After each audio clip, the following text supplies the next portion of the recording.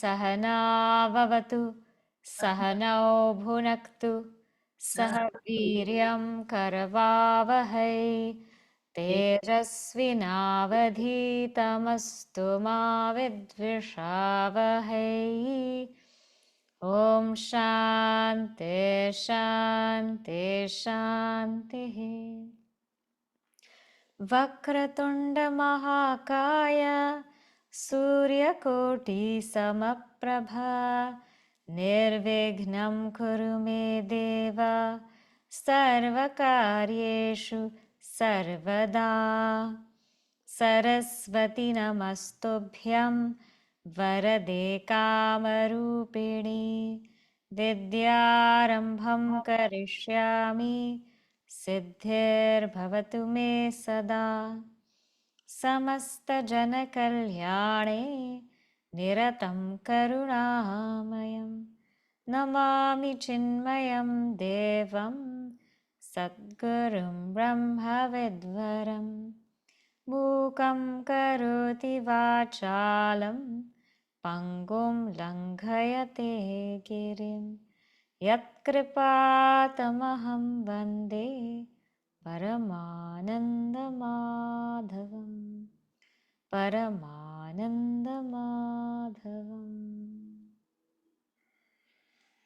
Okay, so let us read what we covered last time. Verses 8 to number 10, we will read together. Rasohamapsu kaunteya prabhasmi shashi suryayoho pranavah sarva vedeshu shabdah khe paurusham nrishu punyo gandhaf pritivyam cha tejaschasmi vibhavasau jivanam sarvabhuteshu tapaschasmi tapasvishu bijam mam sarvabhutanam vidhi partha sanatanam buddhir buddhimatamasmi tejas tejasvinamaham. So last time we covered verses 8, 9 and the first part of verse number 10. So what is Shri Krishna saying? Shri Krishna is saying that first of all, my real nature is I am that string of awareness. Mattaf parataram nanyat kinchid asti dhananjaya mai sarvamidam protam sutre manigana iva. I am like that string. And on that string, all the names and forms of all beings are strung together. So I'm that one undivided string of awareness without which nothing can exist. And in fact, I alone am that string of awareness which is appearing as this entire world. So I alone am. And this is my bhuti.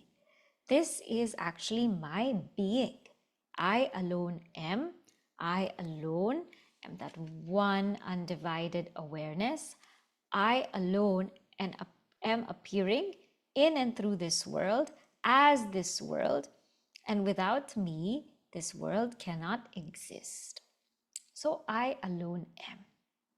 But because we cannot fathom bhuti, being, because we're not able to tune into that, then Bhagavan Shri Krishna tells us his vibhuti, Visheshana bhuti, means his expression of being, not just being, but his expression of being in manifold ways. And he starts by saying, I am the essence of everything that you see, you taste, you touch, you smell. So of water, I am the essence of water, which is the rasa, the taste. This is why we go to water. Of the sun and the moon, I'm sure you must have all seen in the video or pictures. I am the radiance, the brilliance of the sun, the brilliance of the moon. Of the Veda, I am Pranava, I am Omkara. Without pranava, without omkara, the Vedas don't exist because they're based on omkara. And I am that which is the sound in space, because the essence, the purpose why space is there is because it makes sound able to travel. And paurusham nrishu, I am that effort in all beings. And then he says, in earth, I am the smell, the fragrant smell, which helps creatures find food. And in everything, vibhava, so in fire, I am the tejaha, the brilliance. And in all beings, I am life. I am that sense of life. And tapaschasmi tapasvishu, I am the austerity of the austere. So this he says. And he says, I am the seed, I am the bija of all beings. But when we think of seed, we usually think of a seed getting modified and actually to become a sprout, to become a leaf, a plant, etc. But I am this seed which does not get modified. It's sanatanam, it's an eternal seed which does not get modified.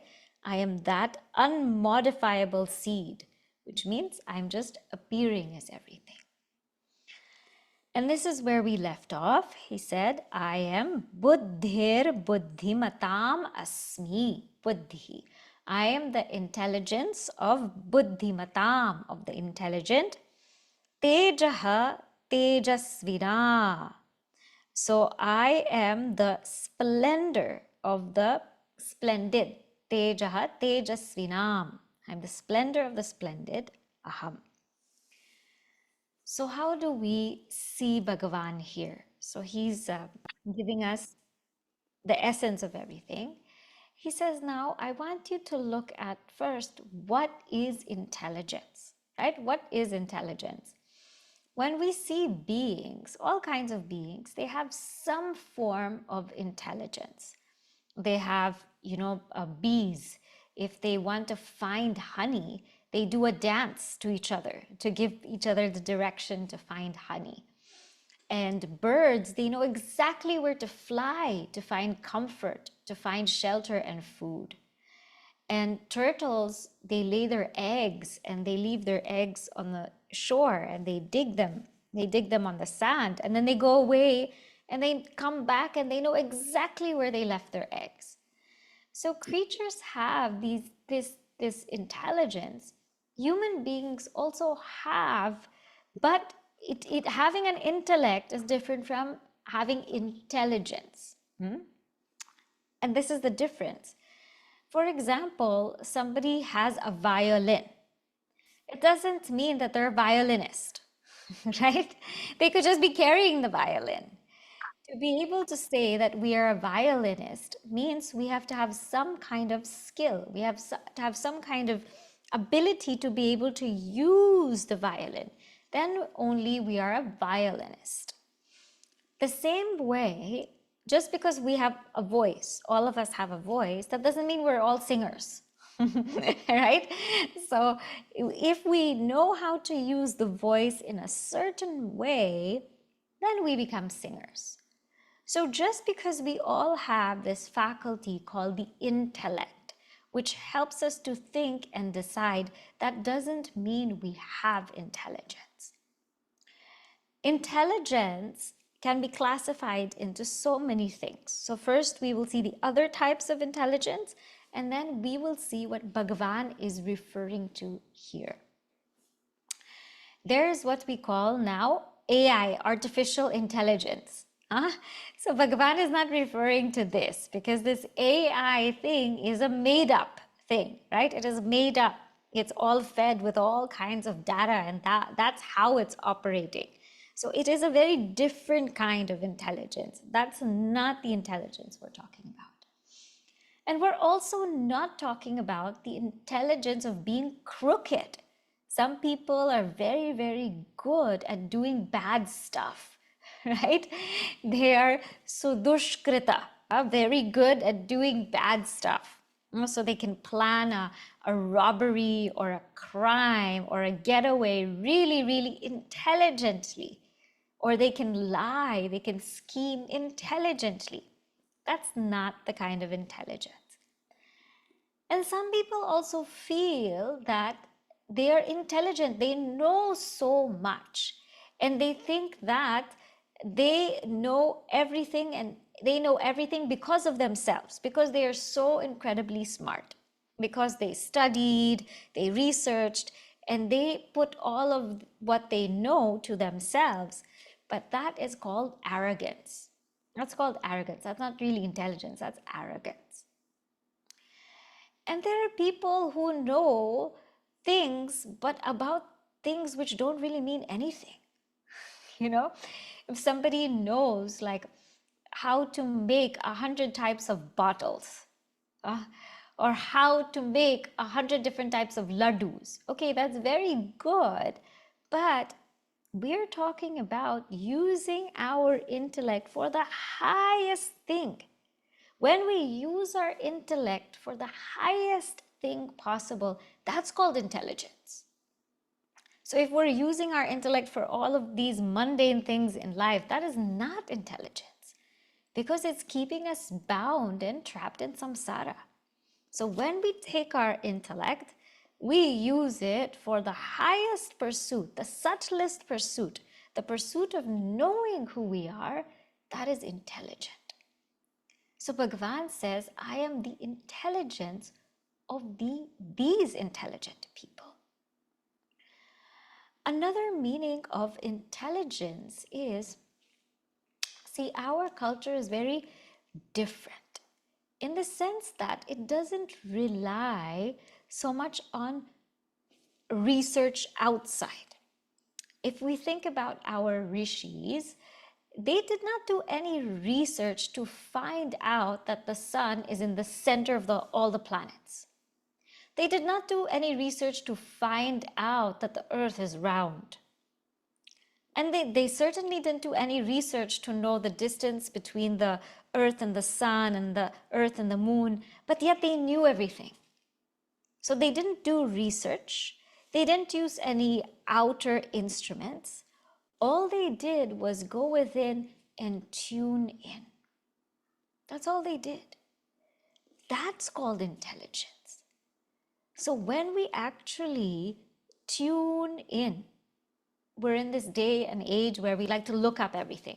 Let's just Google this. Let's just search this. Let's just ask Alexa. Let's ask Siri. But we're relying too much on the outside. There are so many things that are untapped that lay within. So those people who have the ability to tap within, to seek what they are finding, that is called intelligence. When we need to know if we are in a certain stage of life, what's the next step? What should we do? Where should we go? We really don't need to talk to anybody. We don't need technology. For these kinds of deep things, we need silence. We need silence. And so this is also intelligent. Being able to tune in to that total mind, to Bhagwan, to that total capacity. That's intelligence. So Bhagwan says, I am the intelligence of the intelligent. Then he says, I am the splendor of the splendid. Splendor, tejaha. So what is this splendor? Tejaha is what we call brilliance. Brilliance. And this is seen in different levels. For example, when somebody is so tired and they haven't eaten and they had such a crazy day, you can see their face and everything is like down and out. But after they've taken a shower and freshened up and they look so alive, there's a teja, there's a brilliance in that. That brilliance is Bhagwan. Or somebody who's so sloppy and sleepy and tired, there's no more teja. It's like they ran out of battery, They're low battery now, they can't do much. But when they wake up fresh, there's a teja, there's a brilliance in them. So brilliance is on that level. Brilliance is also on the level of intelligence, in the sense that when we are able to use that knowledge here and now, when knowledge shines forth at the right moment, that is called teja. That's why in our beginning prayer, we say tejasvina vaditamastu. Tejasvinau. It's actually tejasvinau adhitam astu. May what we have studied shine brightly. Tejasvinau. So for those people, when knowledge shines brightly at the right time, that is called tejaha. For example, if somebody is in the heat of anger, there's so many things going on and one wants to get angry. If at that moment the knowledge shines forth that, hey, stop, this could get very bad, that's called tejaha. For example, so many things are going on in the atmosphere. So many things with so many people are going on. But the knowledge shines forth that this is all just a play. This is all just a leela, and everything is as it should be. And therefore one remains calm. That's called tejaha. That's called brilliance. So Bhagwan says, I am the splendor of the splendid. I am this brilliance. When we feel this brilliance, that is Bhagwan. Also, another tejaha is also spiritual brilliance. So there's some great Mahatmas where we just on seeing their photograph, we feel their brilliance, right? We're not even seeing them alive, but just seeing their photograph, we feel their brilliance. Just being in their presence, we feel their brilliance. We feel that tejaha. I watched some parts of one documentary on Neem Karoli Baba. So he was a great Mahatma, and his devotees were talking about him. And they said, what's very amazing about being with him is not that he loves everybody, because Mahatmas are expected to love everybody, no barriers. But the devotee said, when I am near him, I love everybody. I also love everybody, so it is like their teja is so brilliant that when we are around such great people, we also shine. We are at our best, we are at our purest, and we also shine.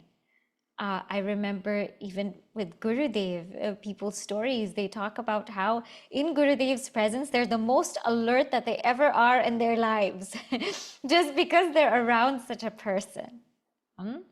So that splendor is Bhagavan, splendor of the splendid. Okay, now coming to verse number 11. Okay. Balam balavatam chaham. Balam balavatam chaham. Kamaraga vivarjitam. Kamaraga vivarjitam. Dharma viruddho bhuteshu. Dharma viruddho bhuteshu. Kamosmi bharatarshava. Kamosmi bharatarshava. Chant together. Balam balavatam chaham. Kamaraga vivarjitam. Dharma viruddho bhuteshu. Kamosmi bharatarshava. So Shri Krishna says, Arjuna must have been wondering, you're talking about the intelligence of the intelligent, the splendor of the splendid. Arjuna must have been thinking, I'm so mighty and strong. What about the strong? What about you keep calling me Mahabaho, Mahabaho, oh mighty armed one? What about the strong ones?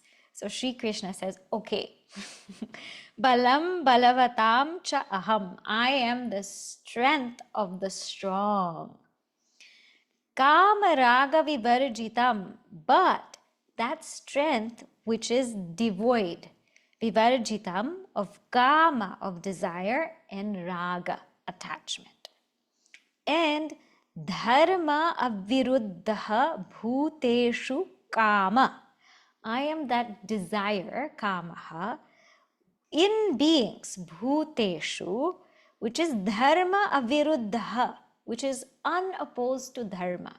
So I am that desire which is unopposed to dharma. Asmi, that I am, O Bharatarshabha, O best among the Bharatas. So Shri Krishna says here, now look, what exactly is strength? There are so many different kinds of strength also, right? Just like there's many different kinds of intelligence, there are many different kinds of strength. There's what we call physical strength. Your people can lift things, can carry things, can move things, lots of physical strength. Strength, power. There are people who have this strength or power of economic power, strength, that their wealth, they can buy anything. They can do anything with their money. They can buy out anybody. There are people who have political power or strength. They, because of their position, they can command anything and people will go with them. Because of their mere position, because of their role, they can do what they want. There are people also in all different fields that hold such power. And now, is power corruptive? Is strength corruptive? So here he says, when we use strength for kama, kama means our desire, desiring something which we don't have yet. And for raga, for attachment. Attachment means we use our strength to protect something that we are so attached to. When we use strength for these purposes, then that is a corrupt kind of strength. That is a tainted kind of strength. When we use it for selfish purposes, we use our strength to make ourselves get on top. We call people, we bribe people, we lie, cheat, steal. We lose all kinds of strengths of connections to bring ourselves on top. People use their strength of their money to buy out others. People use their strength, their physical strength or power to unnecessarily harm others and cause others pain. So this kind of strength, which is used for wrong purposes, that is not Bhagwan's vibhuti. Bhagwan's vibhuti is strength in its own right. And the strength that we're talking about here is not the strength of selfish desire, or not the strength of attachment, but the strength of abiding in our own dharma, swadharma anusthana. That strength is Bhagavan, swadharma anusthana. When someone abides in their dharma, they get an enormous amount of strength that is unparalleled. And when they use that strength not only for their dharma, for the greater good, they also get an enormous amount of strength. So first we will see strength for our dharma. So there's the story of Savitri and Satyavan. I'm sure you might have heard this story. It's a beautiful story. It comes in the Mahabharata. And there's this wonderful princess, very wise, very intelligent. Her name is Savitri. And her parents want to get her married to somebody. But she says that she wants to choose her own husband. And she's going to go out and choose her own husband. And it so happened that she was in a forest and she saw a poor couple. And they were quite poor. And I think the father was blind. And they had a son, and his name was Satyavan. And Satyavan was very handsome, intelligent, but very poor. he was there just in the forest chopping wood. And Savitri fell in love with Satyavan. And she said that she wanted to marry him. And she told the king. Of course, the king was quite upset. But of course, Savitri said, no, I'm going to marry him. And meanwhile, the king heard from a saint, because they do the astrology and everything, that Satyavan would die in 1 year. So the king told Savitri, you want to marry him, but he's going to die in 1 year. She said, nope, it doesn't matter. I'm going to marry him. But they didn't tell Satyavan. So Savitri ends up marrying Satyavan. And they have a very beautiful marriage. They're very dedicated to each other. They love and care for each other. And a year passed. And every day Satyavan would go to the forest, he would chop wood, he would do whatever he had to do and return home. Now, after 1 year passed, Savitri knew that this was the day that Satyavan would have to die. So she said, I'm going to go to the forest with you. And she goes to the forest with him and he chops, some wood. Then he takes a break and he puts his head on her lap and he lays down. While he's resting, Yamaraj, the god of death, comes to take away Satyavan. And Savitri says, no, please do not take him. You are Dharmaraj. You are the embodiment of Dharma. You know everything in this world. Please do not take Satyavan. And if you must take him, you take me also. And Dharmaraj said, I cannot take you. I cannot take you because it's his time, it's not your time. But I know that you are a very pious woman. You are a very strong woman, very austere. You fulfill your duties to the T. So I cannot take you along with Satyavan, but I will grant you a boon. And you cannot ask for his life back. She said, okay, thank you for the boon. I will not ask for his life back, but I will ask you something. And so she asked a few boons. And so Dharmaraj said, okay, I'll bless you. And she said, now I want this boon also. I want to have many sons. and Yamaraj said, Tathastu. And she said, oh, now you have to bring my husband back because that's the only way that I can have children. And so Dharmaraj, Yamaraj, the god of death, had to yield to Savitri and bring Satyavan back to life because of her strength. So that is a kind of strength.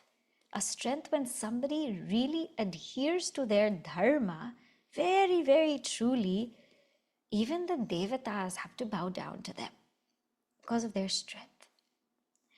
In the Yoga Shastras, there's these yamas and niyamas, so there's satya, truthfulness, ahimsa, non-violence, brahmacharya, celibacy. So people who adhere to these values, they take up a dharma, and if they adhere to them to the T, what happens is they get strength.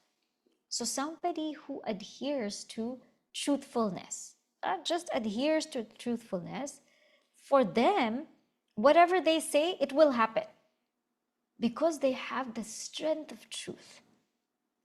For somebody who adheres so much to ahimsa or non-violence, because they have that strength of adhering to it, adhering to that dharma, even animals who might otherwise be violent become friendly towards them. For somebody who strongly adheres to celibacy, they get lots of power, like Bhishma Pitamaha, who was practically invincible in the battlefield of Mahabharata. And the only way he could be killed was for him to tell the Pandavas how to kill him, right? So this is called that strength.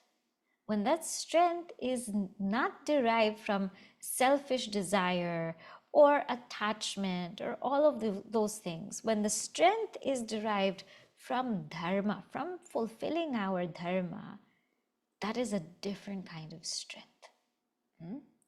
We also see this in the life of, let's say, a soldier.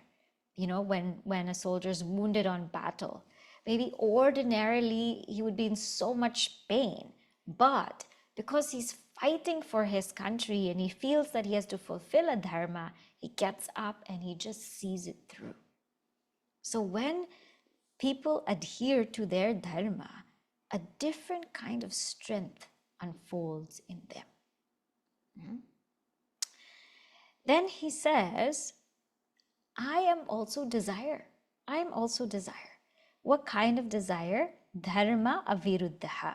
The desire that's not opposed to dharma. So what does he mean here? He means here that there are certain desires that people have, right? And when these desires oppose our dharma, our duties, then those are desires that will actually pull us down. Desires in themselves are not bad. They're not terrible. They're a way to progress in life, but they're desires that pull us down or pull us away from the truth. Those desires are to be given up. So how do we see this? So first level of desire is those desires that are uncontrolled, those are to be given up. And those desires that are controlled can stay. So in our Shastras, there are 4 basic desires that people have. So they are Nidra, Bhaya, Maithuna, Ahara. So I'll translate. Ahara means food. Ahara is food. Bhaya here really means security or safety. Nidra means sleep or rest. Maithuna means procreation. So 4 basic desires. Now, if we look at animals, when they're done eating, they're done eating. They don't overeat, right? For the most part, they don't overeat. So much so that animals know when a lion is full, they just walk by him. They just walk by him freely. But they know if he's hungry, they stay away from him because they know the lion is not going to overeat. So pretty much animals are controlled with food. Nidra, with sleep, they're also controlled with sleep. They sleep at certain times and they're up at certain times. Mostly when it's morning, they're up and they're awake. And in the nighttime, they're asleep, except for nocturnal animals. And that's why in eclipse and things like that, animals get confused, you know? They get confused because all of a sudden it just became dark. What happened, right? Then security. So security, then they go to a certain place. They have this desire to just be safe from anything that might harm them. And that's fine. And procreation. For animals, they have this season. They have certain seasons where they procreate. So for them, for the most part, it's controlled. But when we come to human beings, we're all out of control, right? We eat at random times, random quantities, the wrong types of things. Sleep also, we sleep whenever, wherever. We do things totally uncontrolled. So this is called adharmic. This is adharmic. It is not in line with dharma because it's not controlled, it's not moderated. It's okay to have these basic desires, but if it's not controlled, then it is opposed to dharma. So the first question to ask ourselves is, are our desires controlled or uncontrolled? Second is, are our desires channeled or unchanneled? Channeled meaning, are they dedicated to something higher? Are they improving me in my spiritual pursuit? If we have a desire to serve, very well, very good. If we have a desire to improve ourselves, a desire to get a healthier body, a desire to purify our mind, to make the mind calm, serene, very well. If we have a desire to study deeply, to inquire, great. If we had if I have a desire to read amazing books or be in satsang, wonderful. So these desires which channel us towards becoming better or our best versions of ourselves, those are dharmic desires. Those desires which are unchanneled, they are just desires to just go out, enjoy, indulge, and do all kinds of things which may not necessarily bring us closer to the truth or bring the best versions of ourselves out. Those desires then are adharmic because they're not channeled towards the higher. This doesn't mean that we shouldn't go out and be with family and friends. We should definitely do that. Definitely do that. But even in those settings, am I doing these things which actually make me better? Or am I not? So, second question to ask. The third question to ask is, am I contributing to society with my desire? Am I contributing? Am I giving back, or am I just consuming? So if I am actually giving back, if I have a desire to start a wonderful company, but with it I am serving society, I'm giving back, great, do it. If I have, a desire to build this business, to start this organization, do it if it's giving back. But if my desire is just to consume, consume, consume, and take in, then that is called an adharmic desire. That's a desire that's opposed to dharma. Because just us consuming, consuming, consuming is going to make us incredibly selfless. And it's going to bring about all kinds of things. Selfish desire brings about gangsters, four gangsters. It brings pride, it brings greed, it brings anger, it brings jealousy. Selfish desire, when we get what we want, we become so greedy and we become arrogant and proud. And when we don't get what we want, we get angry. And if somebody else gets what we want, we get jealous. So that doesn't help us in our spiritual pursuit. So when he says here, I am the desire which is unopposed to dharma, so we have to ask ourselves these questions.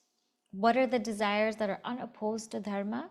Those desires that are controlled. They're controlled, they're moderated.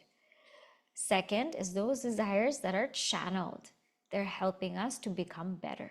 Those are dharmic desires. Third is those desires that help us to contribute to society. Those are dharmic desires. And that's why in the Chinmay Mission Pledge, we have the statement, producing more than what we consume and giving more than what we take. So Shri Krishna says, I am that kind of desire. And then he calls Arjuna Bharatarshaba. Bharatarshaba here means, Rishabha literally means bull. So bull here means best of the Bharatas, but bull is also, bull stands for dharma.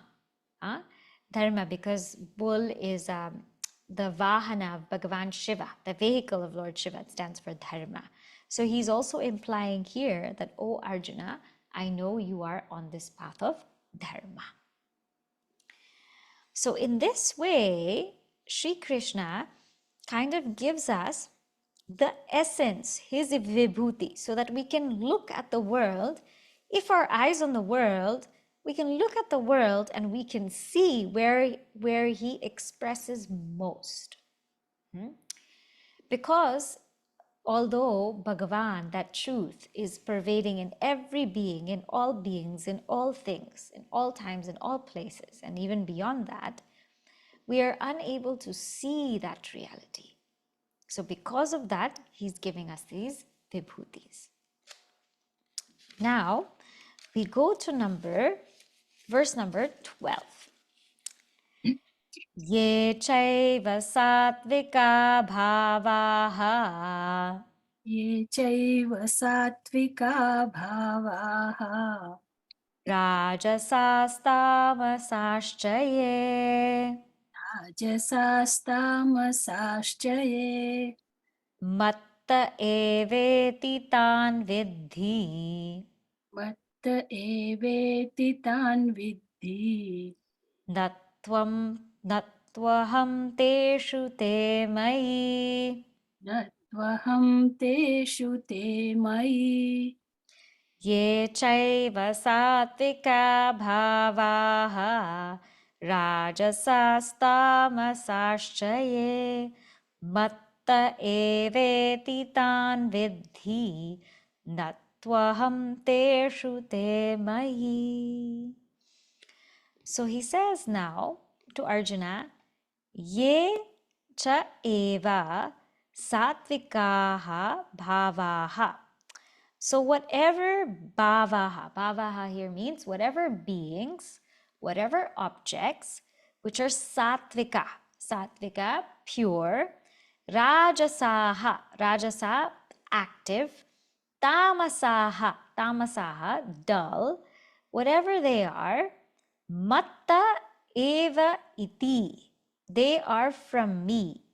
Even if they are from me, tan vidhi, no, na tu aham teshu, that I am not in them. Te mayi, they are in me. So this is a very beautiful verse. This also comes, a similar thing comes in the 9th chapter, and when we go to the 9th chapter, we will also see this. He says, whatever beings and objects that are pure, active, and inert, know them to rise from me, yet I am not in them. They are in me. So Gurudev used to repeat this all the time. I am not in them, they are in me. So this whole world is constituted of 3 gunas. Gunas literally means temperaments, qualities. And I'm sure many of you have seen this word before, have studied this word. We'll just do a little bit of a recap and then we'll see the rest of the verse. These 3 gunas are called sattva, rajas, tamas. Or you can say sattvika, rajasika, tamasika. Sattva means those qualities which are pure, which are alert, which are bright, alive. Rajas or Rajasika means those qualities which are hyperactive, very, lots of movement, lots of, going here and there and everywhere. And Tamas is the qualities of inertia, the dullness, inactivity. And so all beings, all places, all times, they have these gunas. So there are certain places which are sattvic, right? Like a garden or around nature. That's very sattvic type of place. Or there are places which are rajasic, like a city atmosphere, lots of people buzzing around, very rajasic. And there's also a place which is tamasic, like our bedroom or our couch. It's a very tamasic place in the house. Nothing happens there. And times of the day, right? In the morning is a very sattvic time. The mind is very pure and quiet. Then after like 9 a.m. to 12, that's a very rajasic time. Lots of work is happening to do, to go, to do this, do that. And after lunch is a tamasic time, like a 1 to 3 block. That is just like when the mind is very dull and inert. So places can be tamasic, rajasic, sattvic. Times can be tamasic, rajasic, sattvic. People can be predominantly one of them. Animals can be one of them. So the whole world is surrounded by these 3 or made of these 3. And Gurudev says it's like coffee. You have water, you have milk, and you have coffee powder, right? And all 3 are mixed in one. So in the same way, all 3 are mixed in one, right? And some are predominantly sattvic, some predominantly rajasic, some predominantly tamasic. And he says, if For example, if there's more milk in the coffee, then you know you're in Punjab. You know you're in Punjab. If there's more coffee powder in the coffee, then you know that you are in Chennai. You're in the south. And if there's more sugar in the coffee, you know you're in Gujarat. So he said, just by drinking the coffee, you know which place in Bharat you're from. This is what Gurudev would say. So, like that, we see all of these elements of these gunas everywhere. They're everywhere in creation. When we also act, there is sattva, rajas, tamas, right? There is a sattvic way to read an email, a rajasic way, and a tamasic way. I'm just going to give you 2-3 examples so we can see where this is in our life, because it has to relate to our life. A sattvic way of reading an email is to actually read the whole thing, right? Which very few of us do. And a rajasic way of reading it is to just skim through it. Just skim, and we'll get some of it, and we won't get the whole of it, some of it. And a tamasic way is to not even see the email. Did you send me something? I didn't see it. I completely missed it, right? So in our day-to-day life, we see these gunas in us. A sattvic way to wake up is to wake up when our alarm rings, or just to wake up naturally early in the morning. A rajasic way to wake up is, we know, to keep snoozing, and then rush out of bed, and then rush to take a shower, and then rush to go to work, and rush. And a tamasic way is not to even wake up. Say, today I'm not even going to wake up. So these gunas are there in the place, they're there in the time, they're there in food. Food we will also see in the 17th chapter, how they're there in food. They are there in our own personality. They're there in animals, they're there in plants. And he says, all of these are there. Now, but although they rise from me, they are in me, I am not in them. So what does this mean? So now we have to bring the example of the rope and the snake. Okay? So point number 1, I'm sure we've all seen this Vedantic example, that there is a rope, and in a dim light, the rope appears to be something else. It appears to be a snake. So where is the snake appearing? The snake is appearing in the rope, right? Snake is appearing in the rope. Without the rope, the snake would not be able to appear. So snake is there. The isness of the snake is from the rope. It's appearing in the rope. But even if the snake is appearing in the rope is untouched by the snake. The rope is unaffected by the snake because the snake is just an appearance. It's just an appearance, right? So what this is saying is that I, that truth, that pure awareness, am the substratum of the whole entire creation. Whole entire creation appears in me, but I am never affected by it because it's just an appearance. Like the movie screen, the whole entire movie appears in the screen. They are in me. All of the characters, all of the scenes, all of the scenarios, all of the happenings, they are in me.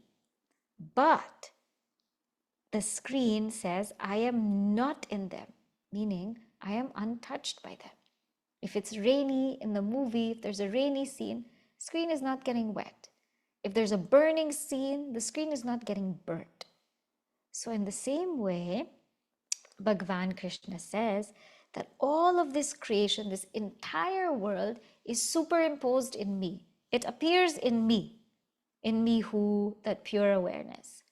But I am not in them, meaning I am not affected, touched, even a wee bit by them.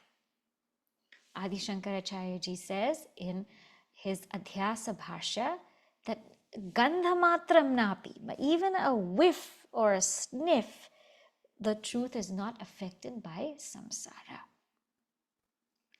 And that is the truth. In Vakya Vritti class, we have been seeing that the seer is never affected by the seen, right? That which illumines is never affected by that which it illumines. So in this way, the self remains untouched, unaffected by anything. Things can come, things can go, so many things can happen, but that self remains ever still, ever just as pure awareness, untouched.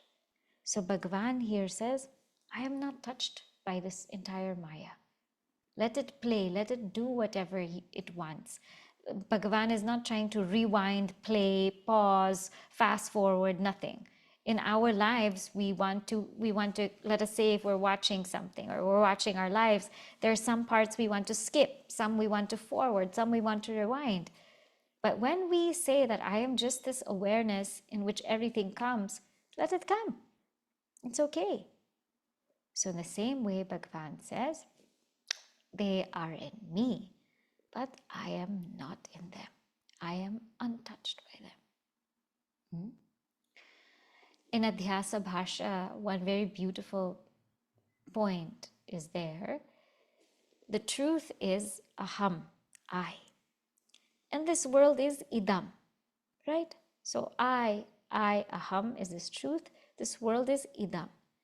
As long as we keep them apart from each other, there is no problem. So I am here, body is here. I am here, mind is here. I am here, intellect is here. But the minute we mix them and say, aham idam, I am this body, I am this mind, I am this intellect, then the whole samsara starts. So when we just keep it separate, they are appearing in me, but I'm not in them. We are fine. The minute we mix it, that's when we go through the ups and downs of life. Okay, so today we will stop here and we'll take up next few verses next week. Next week now will come the topic of Maya. So we will see that in one flow. All right. So just to recap what we have done today, Bhagavan says, see my vibhuti, I am the intelligence of the intelligent. Intelligence means I use my intelligence to the highest capacity to actually seek that truth, and that I actually tune into divinity. I stop looking outwards to find all solutions. I tune in and things just come. They become revealed to me. I am the splendor of the splendid. That ability of tej to shine brightly, whether it's physically or whether that knowledge appears to shine, it shines at the right moment, so we're able to use it, or whether it's the shine of a Mahatma that is very contagious to all of us. And he says, I am the strength of the strong. I'm the strength of the strong, but without all this desire and all this attachment. So what is strength then? What is strength of the strong?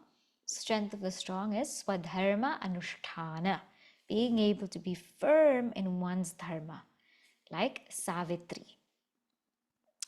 And he says that I am also desire. I don't think desire is a bad thing. We have to go through the stage of being able to have good desires and then eventually get to desirelessness. That's why in our culture, Kama is not an asura, Kama is a devata. It's Kama devata. But that, what kind of desire is Bhagavan? That desire which is controlled, that desire which is channeled, and that desire which contributes. That is Bhagavan. And he says, in this way, see my entire vibhuti. And the expansive nature of my vibhuti is I am in every sattvic, rajasic, tamasic aspect. Meaning, I am in them, meaning actually They are in me, but I am not in them. They are in me, but I am not in them. I am the substratum. They depend upon me. They cannot exist without me, but I remain untouched by them. All right. Say the closing prayer. Om Purnamadah Purnamidam Purnat Purnamudachyate Purnasya Purnamadaya Purnamevavashishyate. Om Shanti Shanti Shanti. Harihi Om. Shri Gurubhyo Namaha. Harihi Om.